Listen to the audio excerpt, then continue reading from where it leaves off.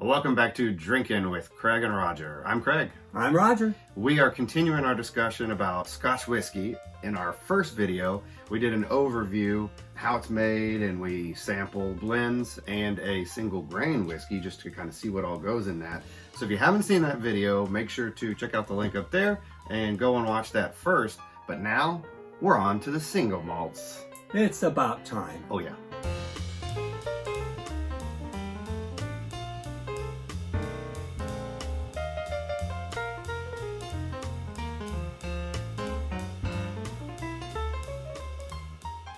So when you see single malt Scotch whiskey, it means what exactly?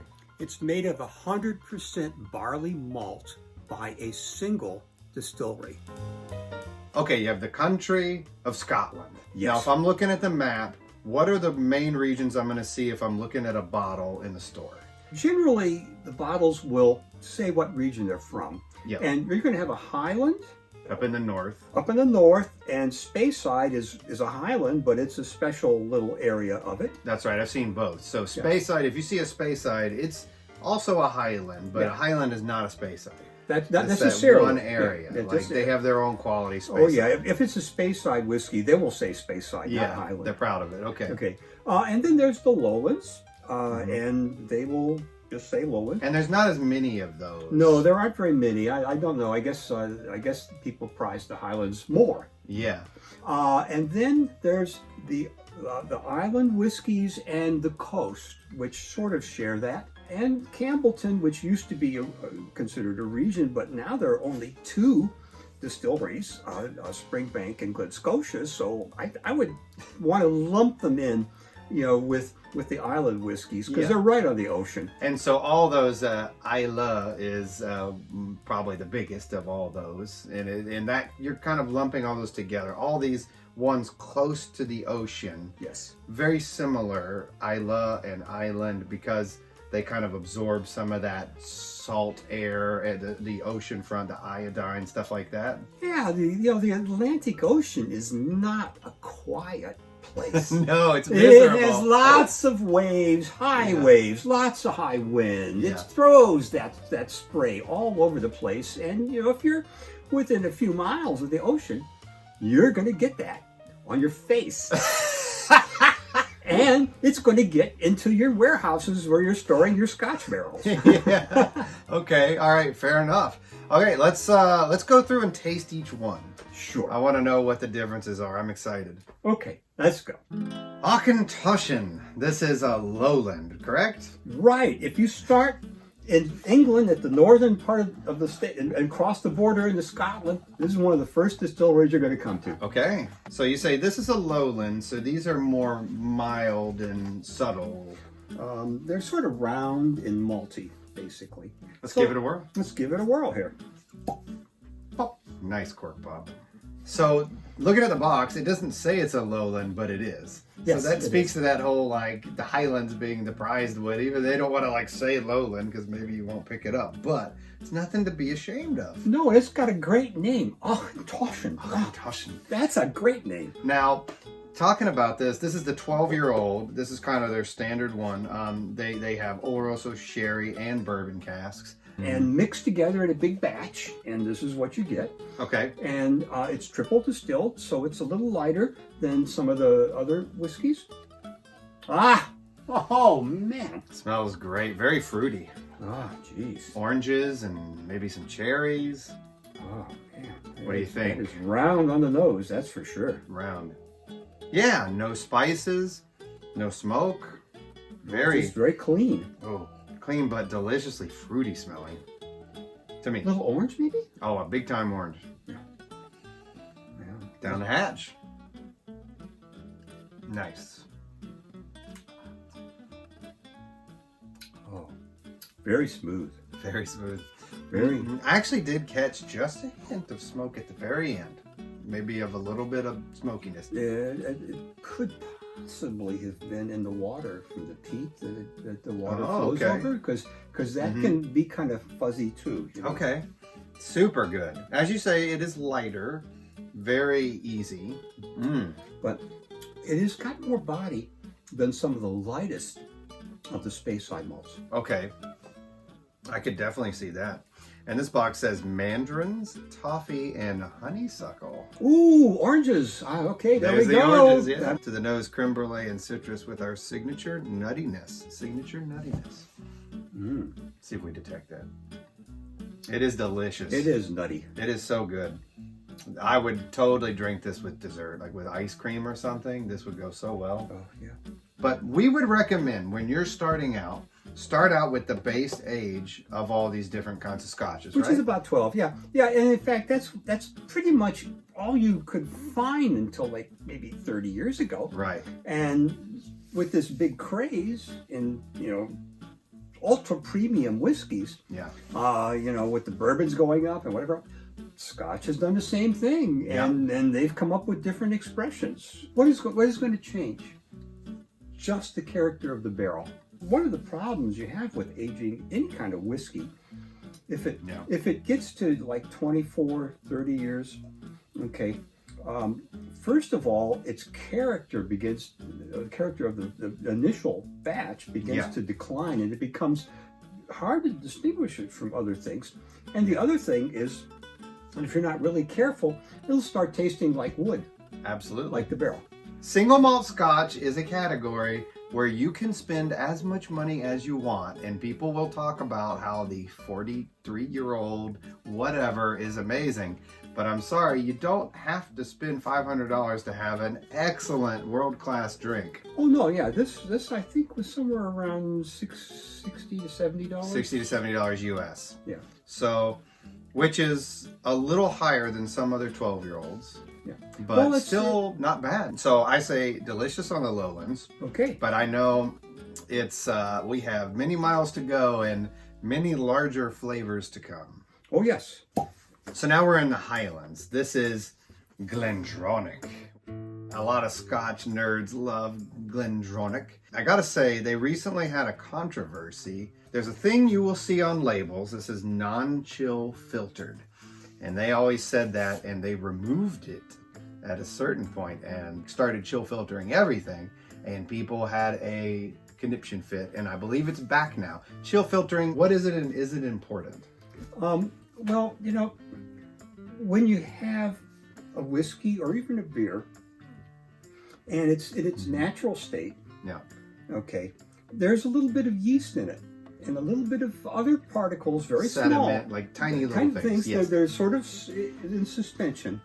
Okay, and with whiskey, Scotch whiskey in particular, if it gets cold, like you leave it out during Christmas night or something like that, then those things will become visible. I see. I've never seen them before, but apparently you can. They're in there. Okay. You got to really look close. When you look at something that's non-chill filtered, do you see anything floating in there?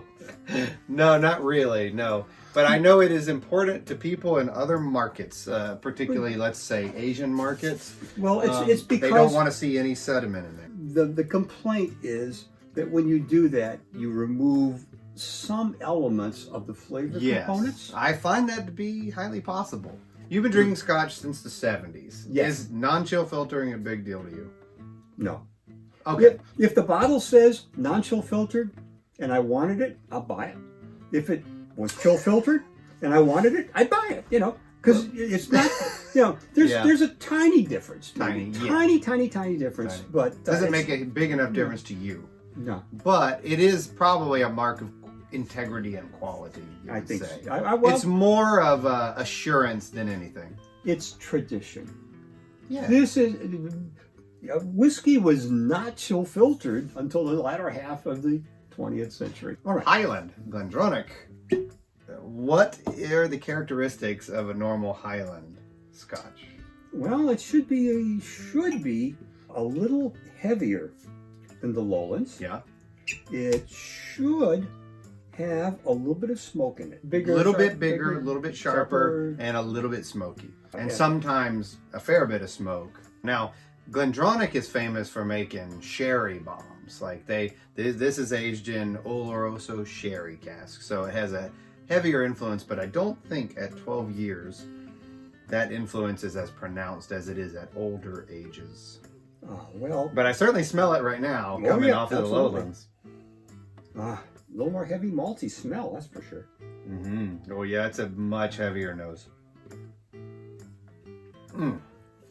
Surprisingly, the body is not that much heavier. No, it's not. It's not syrupy. It's not a heavier body, but it is a more in-your-face flavor for sure. Like a little spicier, some nice strains of sweetness in there. Oh yeah. And I do catch that sherry influence. It tastes a little bit like sherry. It reminds me of Speyburn. Remember? Ah, yes, we did a Speyburn video. We did a Speyburn video. It's a Highland. We'll put a link right up there. And Tomatin. It's got a lot with Tomatin.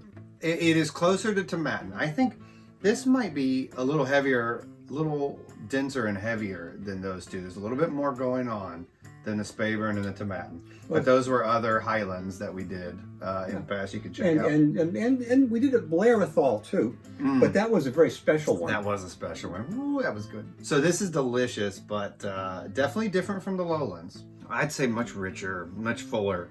Not to say it's better. I really like that Auchentoshan. It's just a different mood. You know, that's why people get into Scotch whiskey, because and in the single malts, because every different one you pick up is going to have a different character. Yeah. Shall we move a little farther? Please, let's go to Speyside. All right. Glenfiddich or Fiddich.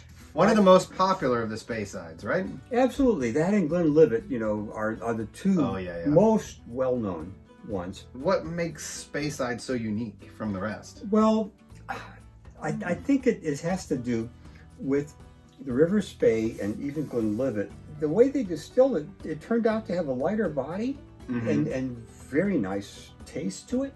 Okay. Very little smoke. Okay, so typical. Maybe it's the waters, the quality of the water they're using, or just like maybe the climate of the area. Well, they like to claim it on the water. Yeah. Okay. That's why they advertise it, because of the river and blah blah blah. Now, of course, with this one, well, let's take a taste. This may be the lightest one we've tried so far, actually. Absolutely. Now, this is one of the most popular, also. Wow, that is light. It's actually I think it's kind of lighter than the Johnny Walker, which is blended. It's definitely lighter than the Johnny Walker. Wow. So this one is a little lower proof. This is 40% alcohol. Some of the others we've been trying are 43 or 46. I think just 43 more at this point. It's really fine whiskey. This is good. It's super light. Has a kind of a spicy character. It doesn't have the big fruitiness of the Auchentoshan, and it doesn't have the big body. Everything about the taste is pretty subtle. It is. I can see why it's popular. This one is real subtle. Yeah. Yeah. Don't mix it with anything, because you won't be able to taste much of anything. You know. On the other hand, I have one other Speyside for us to try to give a different look at Speyside. Craigellachie. This is another Speyside. This is a 13-year. And I think it's significantly different. Now, this is 46% alcohol. This is another it should have a heavier body. Let's give it a whirl. Let's see what we think. It's been a little while since I've had a taste of it. I think it's going to be quite a bit different. Definitely pick up some smoke in this one.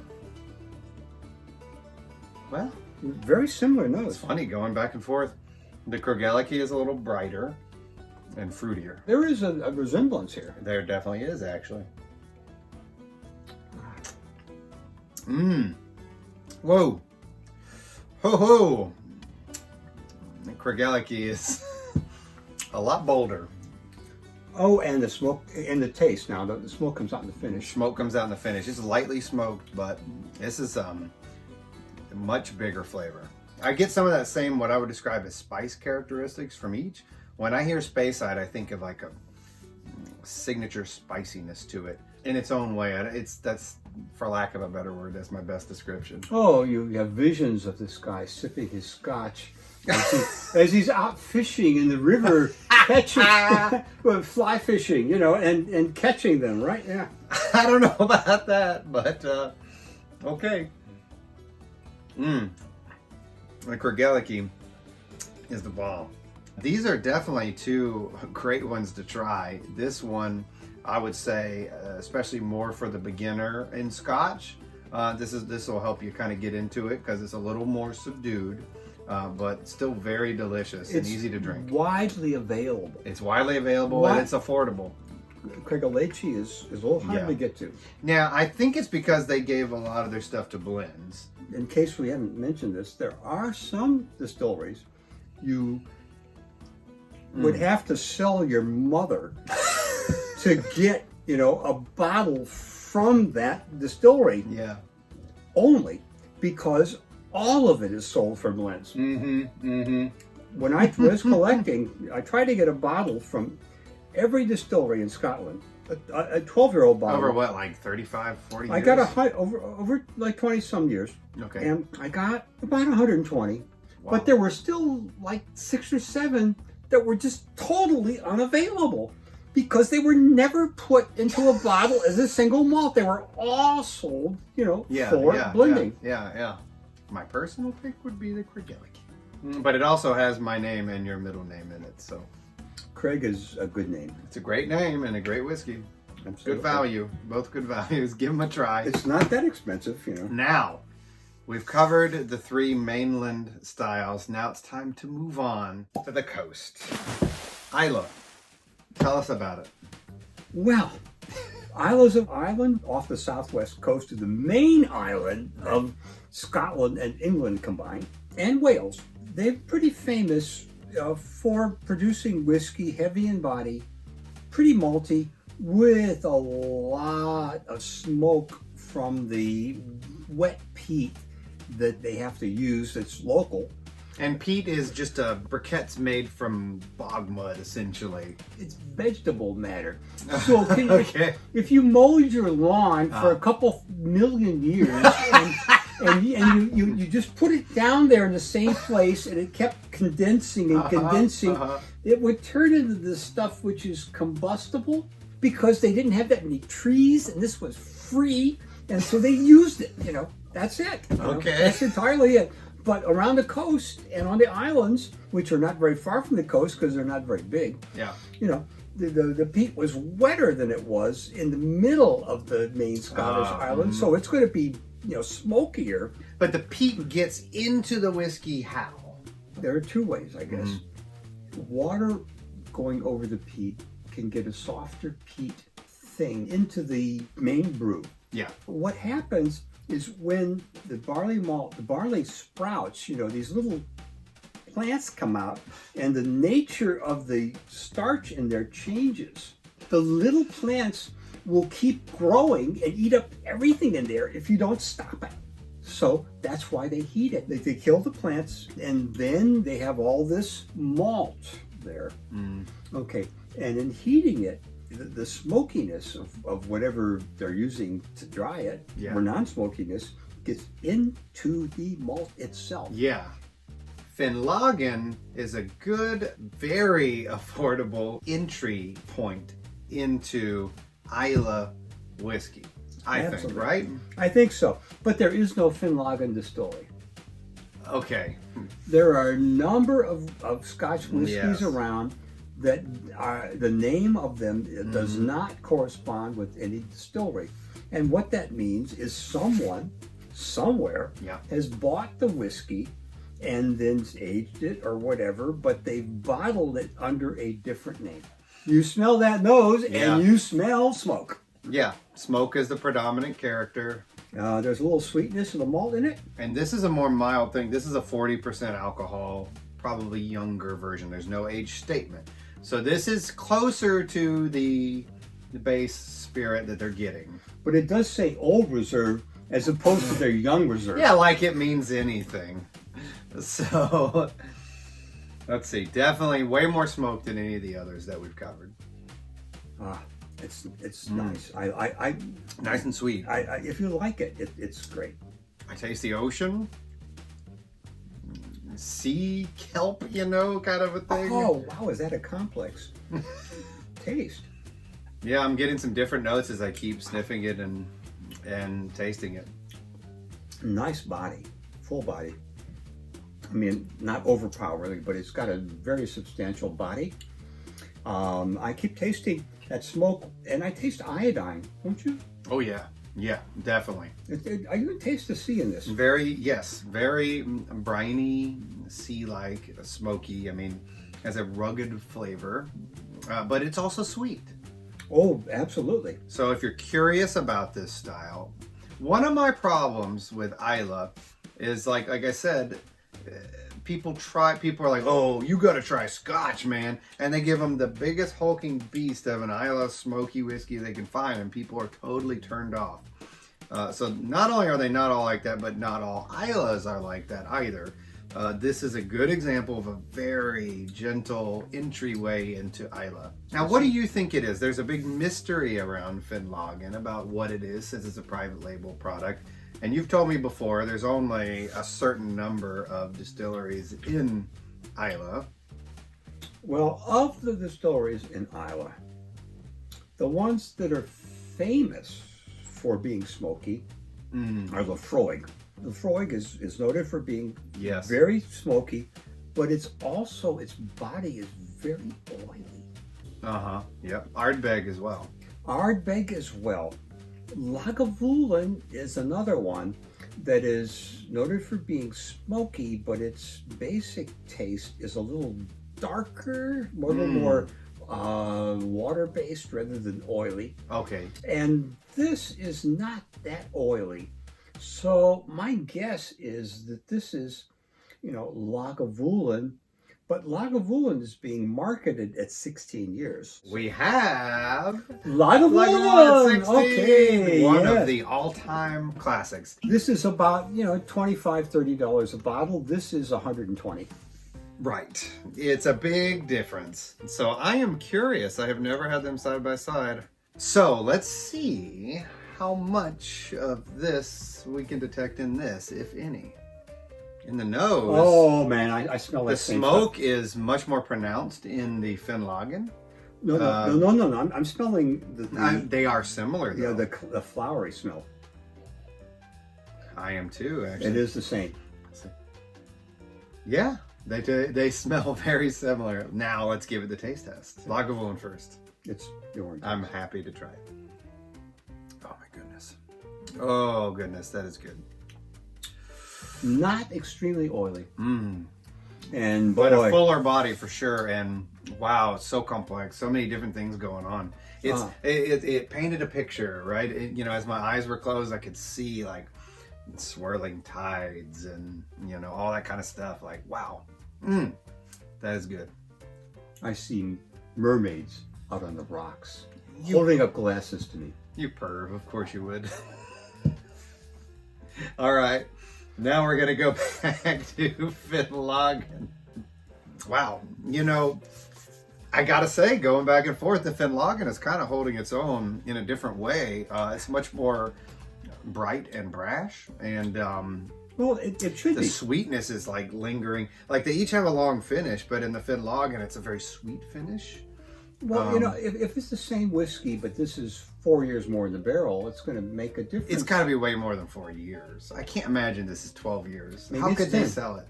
10. Maybe even less.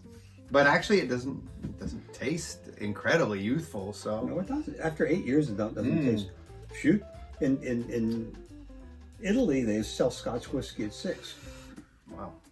Finlagen is so good too. The Finlagen kind of smells like a smoked ham next to it once I come off of the Lagavulin.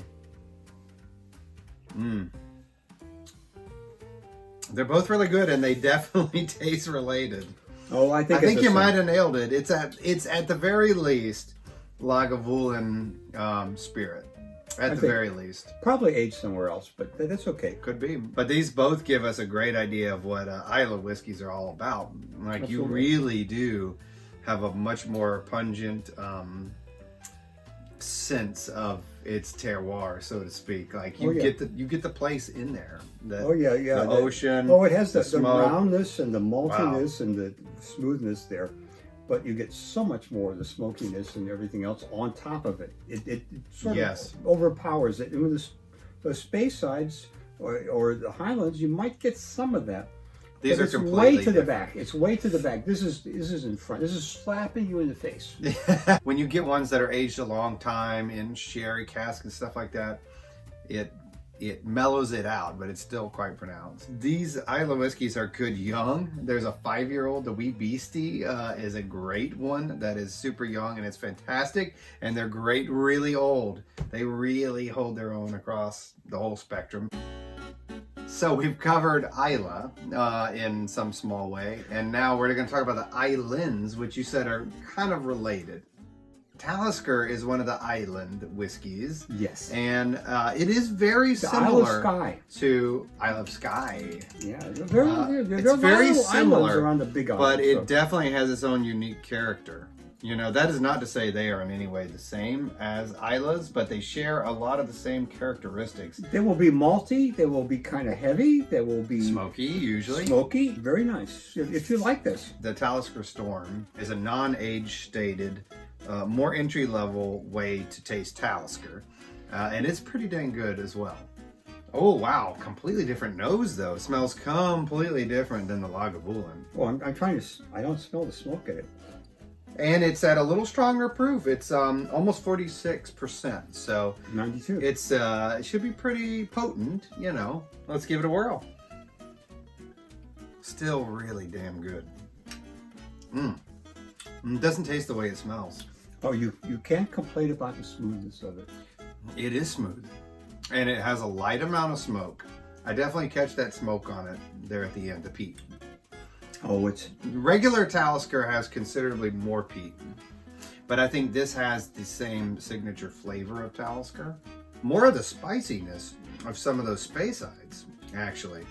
I'm catching that spicy note. Good stuff. I say Talisker's bottled a lot of, things lately that are not their major product, because their major product, believe it or not, goes into Johnny Walker Black and Red. Talisker does? Talisker does. That's where they make their bread and butter. That's their smokiness. Okay. We are coming full circle. We've gone all around Scotland, tasting all the different areas and various single malts. We've tried a single grain, which brings us all back to what everything goes into, the blend. So thanks for sticking with us through our journey through Scotland. If you like what you've seen today, please like and subscribe. Hit the little bell notification. Every episode is a family gathering. Father and son get together. That's it. We drink what we want to drink and we talk about it. See you guys soon. Cheers. Cheers.